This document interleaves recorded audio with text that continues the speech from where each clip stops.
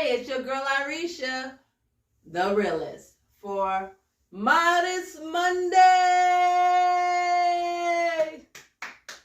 Woo! How y'all doing today? I hope everything is okay. I hope everything is perfectly fine. If not, let's figure out how to do it. Let's get it right? Man, I'm gonna tell you, I have been busy. I mean, like when I say busy, like busy is an understatement. Being tired is an understatement. I've had to move a lot of my clients to other days from the weekends because the weekends is normally my days where the fashion shows or the tryouts or, rehearsal or whatever the case might be. So I'm finding myself moving a lot of people. So I just want to give a shout out to my clients. Like, thank you. I appreciate you. You guys are wonderful. To everybody watching this, thank you. I appreciate it. If you watch this, please like and subscribe. Just let me get my numbers up, let me get my numbers up, and if there's ever a topic that you want me to talk about, hit me up in my inbox, my DM, write to me. Let's do this, right? But thank you to my clients because on the weekends, it's just really busy for me. I always got something to do. And instead of, them getting upset, going to somebody else, they're like, nah, girl, we will work with you, Like, I'm just going to tell you what happened last week. It was just amongst working, which I worked every day last week.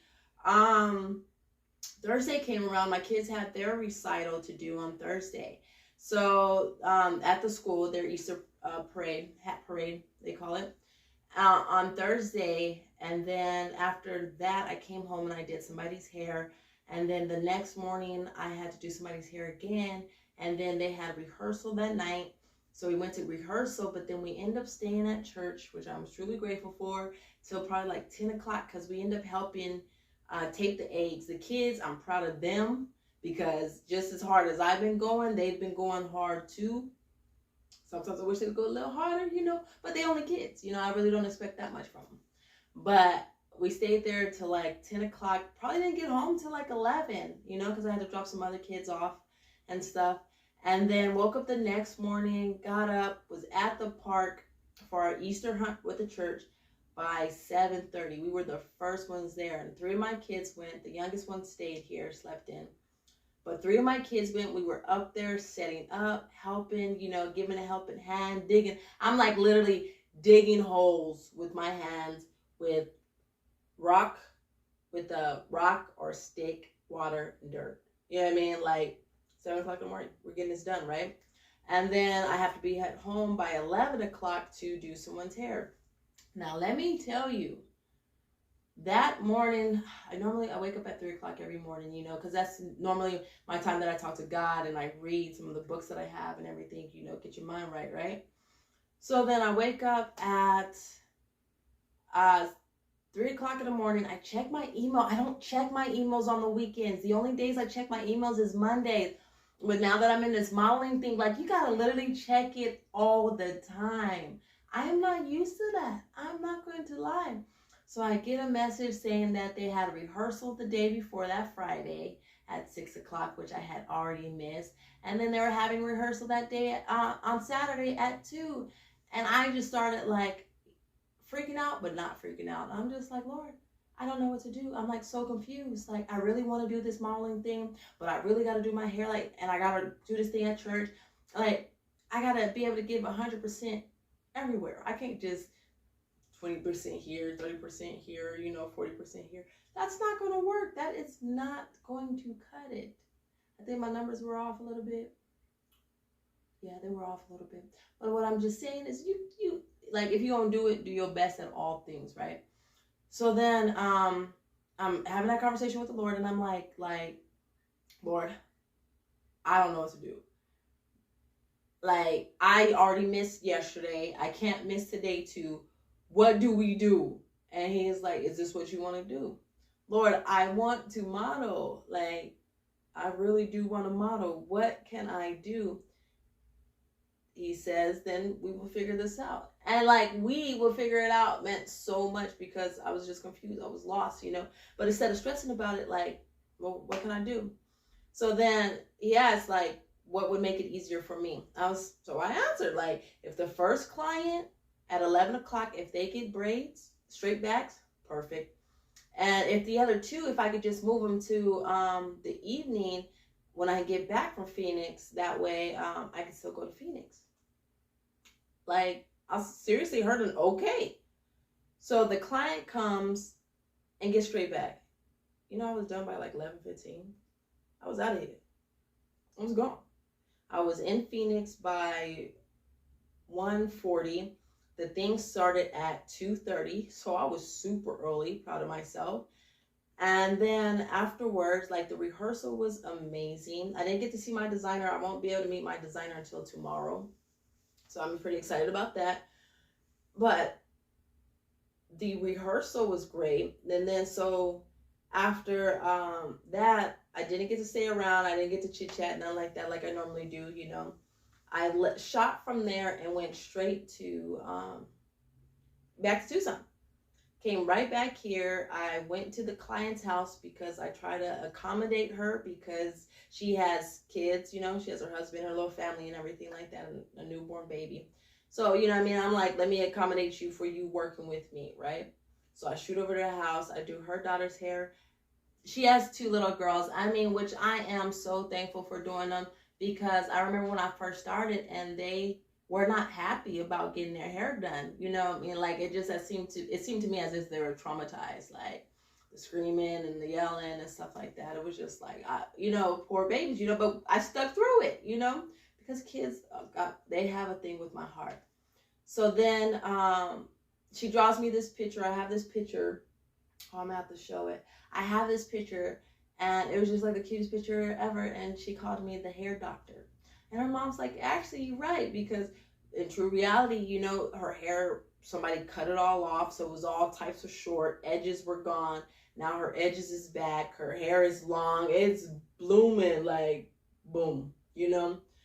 And so she drew me the picture, and it was just so cute because, like, in the picture, like, she drew a little realistic. You know, the neck was long, body was yellow. Yeah, it was cute. It was real cute. And so then I get home that night, and then I end up meeting another one of my clients here. I worked probably until like 1 o'clock doing some singles, you know. Tired probably was an understatement. I'm going to say that again. And then I woke up the next morning and had to get to the church, get the kids there on time. We were probably like 5 minutes late. I wasn't rushing.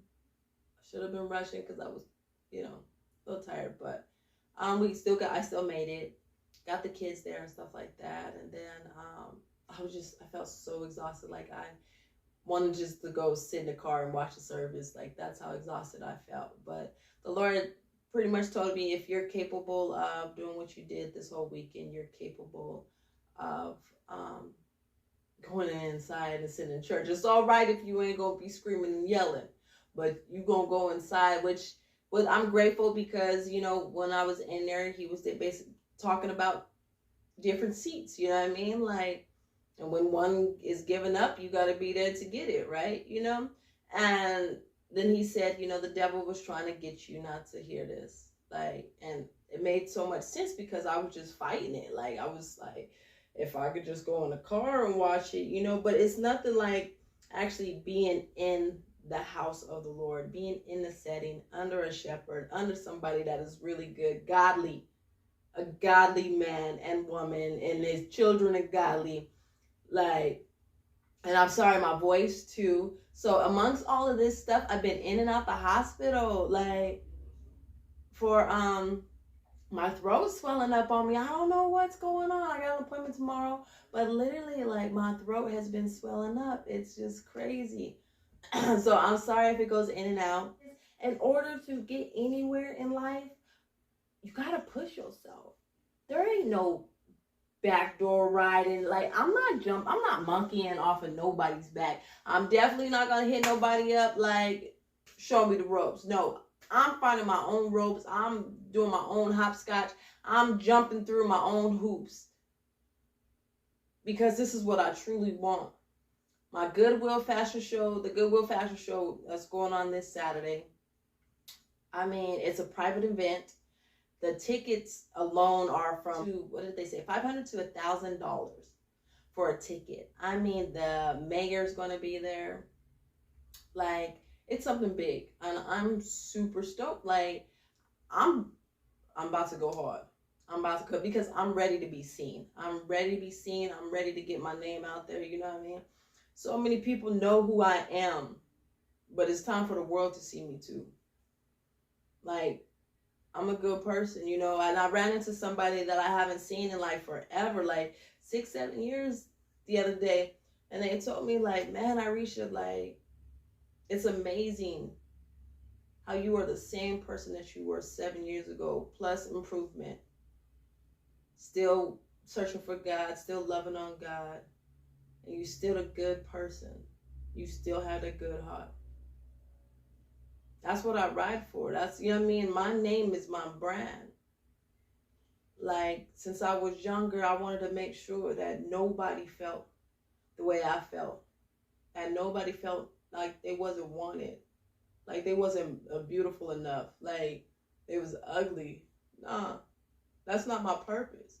My purpose is to make sure anybody I come in contact with feels as if they are gorgeous, as if they can accomplish any and everything that they want to. You're never too old to follow your dream. You're never too young to start. You understand me? You see, I had heard this the other day, and it said, you don't have to be great to start, but you have to start to become great. Like, when that hit, it just was like a ding. Like, okay. So you got to start somewhere. And it don't matter if you start from the bottom. My whole life has been at the bottom. I'm ready to get to the top. I'm ready to pursue. I'm ready to push. So, like, within this pushing, like myself, I have a very vigorous time frame I do things. Like, I'm not repetitive like some people do. You know, everybody got it's a certain time. You know what I mean? Because I don't want to idolize time. Because one thing I do understand, time waits for no man. Then why do we rush through it? So my main thing when it comes to time, I want to get the most out of my day. The most out of my time. What all can I do in a day to achieve a goal? And each day, I'm getting closer and closer and closer to that goal. You know, I have people on my Instagram with the blue check mark that are actually like, they're paying attention to my stuff. They liking my stuff. They commenting on it. I have people that are following me that became my friend off of Facebook, like hearting my stuff, that are big people because I'm ready. See, my hunger is different. And if you want this, if you want to be great, your hunger, you gotta know what starving is. That way you never want to starve again. I don't want to starve. I'm ready to go out there and get it. All right, well, this is a short video because I already feel like my voice is about to cut. But stay beautiful, stay bold, and stay blessed. Can't wait to see you next Monday. Oh, and don't forget to like it. Please just give me that thumbs up. Even if you got to sign in, give me that thumbs up. Just show your support. You right here with me, right? We doing this together, right? Let's do this. Late nights, been on long flights, stayed on strange time. It's a strange time in my life. I took a drive home to clear my mind, and I ended back at your spot for what felt like the millionth time.